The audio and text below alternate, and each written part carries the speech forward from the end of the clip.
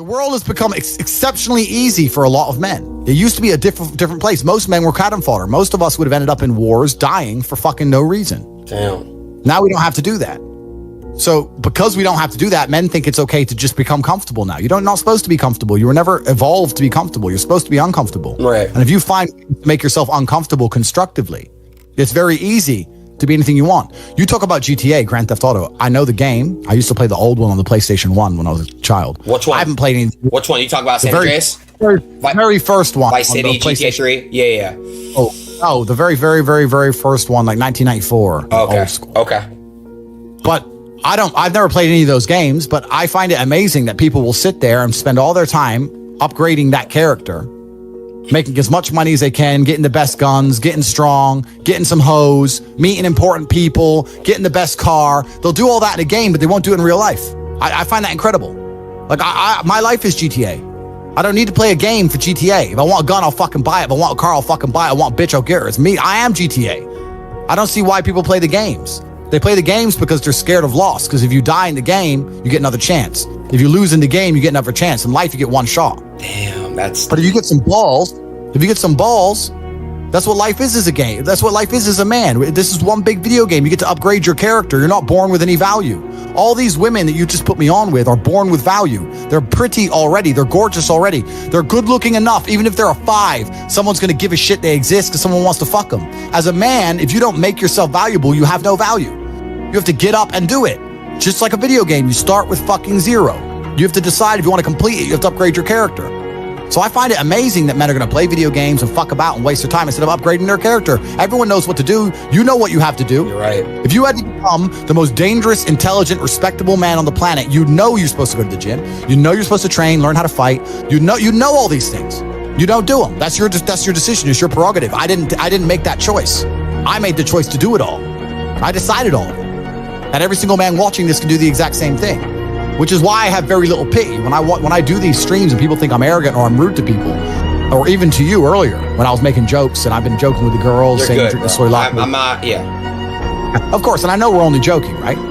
But the point is, that's a conscious decision you made. I would never make fun of someone who hasn't got a choice. I wouldn't make fun of someone born with one. I have a choice though. But if you've made a fucking decision to be less than you should be, then I believe you should be mocked for that decision. I agree. I feel like, yeah, because like you're not living up to your full potential. Like it's your choice to basically not live up to your full potential. Completely. And me as a man, when I put myself through hell, when I have had such exacting, such stringent standards for myself, why would I then have less exacting, stringent standards on the people I meet? Damn. Why would I put myself through hell to be me and then meet someone who didn't put themselves through hell and then treat them like my equal? No, fuck you. I suffered when you didn't. So you're not my equal because you decided not to suffer. You have enjoyed comfort when I haven't, and that's fine, but don't expect me to look at you as my equal because you're not. I'll snap your fucking neck. Andrew, that's the world. Andrew, I have like a lot of friends around me. They're like good friends. Don't get me wrong, like they're real friends, but like they're incredibly like lazy and they have so much potential. Like they can be big, they can be getting rich, all this shit, bro. But like they choose not to. So, but it's really hard because I love them. They're my friends, and I came up with these guys, and they're so entertaining. I love them. They're my brothers, but like, I understand. But you have to. But there's something that's always kind of confused me.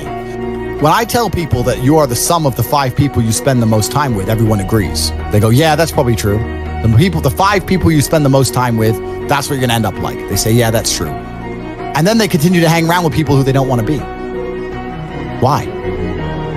There has to be a point. There has to be a point where you sit and go, okay, you're my friends, etc., etc. I love you guys. Yeah, we can talk, whatever. But I'm on a different life path. You have to leave some people behind. You wouldn't want to be, if you were to come hang out with me and you were in a room with me and my 5 friends, you'd feel self-conscious. You're right. You don't feel self-conscious with your friends. Because you only surround yourself around people that are on like your level of like. I'm with killers. I'm with killers. We're fucking monsters. If you were to come hang around with me and my crew, you would be self-conscious, and that self-consciousness would motivate you, or they would certainly instill the discipline required for you to change. You don't feel self-conscious amongst your peers. That's why you don't change. If you were to get in a room and you're the only person who ain't a fucking monster, you'd want to become a monster. That's life. That's humanity. So I say this to people all the time. If you know you're the sum of the 5 people you hang around with, why you hang around with people you don't want to be? Nah, it's true, bro. I'm gonna tell you why, right? I was Do you know who I Show Speed is? No. He's this other creator that's like obviously like in my space. I was staying with him in September, and like I would literally like be on my shit like, every day, like grinding, like what I'm grinding, right? And like when he left, I had like no one around me to basically like kind of like on my like. So it shows. I get it. Yeah. And that's why I live in a competitive environment. I live with my brother, my cousin. I live with men. We have a big house. We could all afford fucking 10 houses each. We live together on purpose. If my brother does 500 push-ups, I ain't going to be the bitch at the house. I ain't going to not do them. Right. So that's another reason the war room exists. My organization, the reason it's so competitive is the reason we kick people out. You have to fight to keep... Even if they pay, you're like, I don't give a fuck, get out. Like, I don't give a fuck, get out. I'm out. It doesn't matter. Everyone pays to join. You get kicked out anyway. You have to fight to keep your place. That's the whole... Damn. That's because that's how life was. If we were still in the animal kingdom, the lions that you see on TV, they weren't just born big lions. They had to fight other lions. They had to fight to get that antelope. They had to fight other animals, hyenas, jackals. They had to fight to be the boss. We're living in a comfortable world now where people think, oh, it doesn't matter. But you know what? To some degree, it does matter. It does matter. And I'll tell you who it matters to. It matters to your soul and it matters to God. I stand in the mirror with a pure heart. I know I am the best version of me that could possibly ever exist. I know that God is proud of me. There's nothing that God hates more than sloth and laziness. If God were to create a man and that man were to sit around and do fuck all, God will frown upon you. It's why you're never lucky. If you're listening to this and you think I'm never lucky, I'll tell you why, because God dislikes you because you're fucking lazy. Start to work. Start to show God the beauty of his own creations. You'd be amazed how lucky you'll become. Wow. God is unhappy with these people. And inside their hearts, they're unhappy. We talk about depression, anxiety, all those things you mentioned earlier on this podcast. That comes from self-loathing. You loathe your own weakness. You loathe your own laziness. This is what all of these things are. I don't feel depression. How can I feel depression when I'm the most powerful version of me that I could ever fucking be? How can I feel depression when I could squeeze my own hand hard enough to break my own bones? How can I feel depression when I've smashed and destroyed 68 people's faces in front of me, men who thought they could test me in fair combat?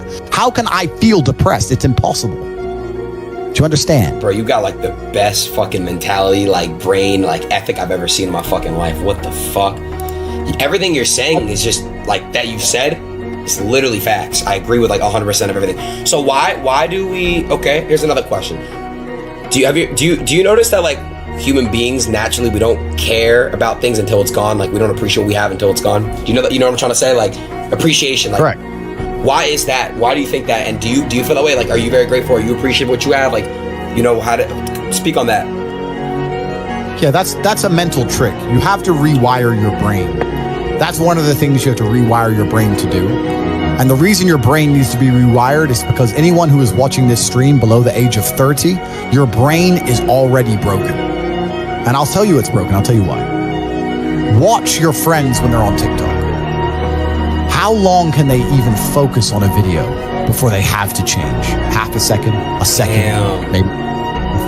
All of your minds are broken. You can't even focus on anything anymore. You're right. You are constantly distracted to the point where you can't even appreciate the good things in your life.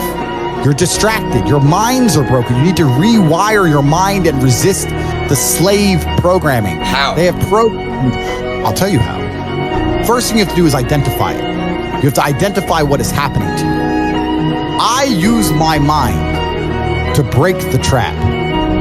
What I do is I allow my enemy to manipulate me on purpose. And then I use my mind to break the trap and punish the perpetrators. I will sit on TikTok for a day and I'll just enjoy TikTok. And by the end of the day, I'll watch myself. How quickly I'm looking to be entertained, how little time I give a video, how fucked up I am. And then I'll blink and I'll cure my fucking brain. You must allow yourself to be manipulated and you must fix it. All of it. You just talked about not appreciating the things you have. Then blink and cure your brain. It's a conscious decision. You're letting other people control your mind. All distraction. The Matrix is trying to control your mind. They're very good at it. That's what they do to control all of us. You have to break the trap. If you cannot control your own mind, let me make this point because it's extremely important. If you cannot control your own mind, then you are just a feather in the wind of life because your own mind is the only thing you can control. You can't control the weather. Right. You can't control other people. You can't even control whether your heart stops beating. You might have a heart attack tomorrow. You can't control anything besides what you think. If you cannot control your own mind, then you go through life with zero control, zero influence. You can't control anything. You're just a feather in the wind, waiting for life to blow you from happy place to sad place to happy place to sad place, completely hoping on the gods to be fortunate to you, because if any genuine discomfort comes your way, you're fucked. It is trained. Like everything else in life, it is trained. So if you find yourself not appreciating what you have until it's gone, then you must blink and cure your brain. If you find yourself unable to focus or concentrate on tasks, you must blink and cure your brain. If you find yourself unable to go and dedicate yourself to something you don't want to do, you must blink and cure your brain. Because all of our minds have been under constant assault for years. The way the mind functions, the way people interact has changed so significantly in the last 10 years you wouldn't believe. If you go to a party today as opposed to a party 10 years ago, they look completely different. People are acting differently. People are on their phones now than ever used to be. Even now, people will go to places only to get an Instagram picture, even if they don't enjoy the place. Wow. It's all about pretending they're having fun as opposed to actually having fun. The entire paradigm of society and how we interact has now changed.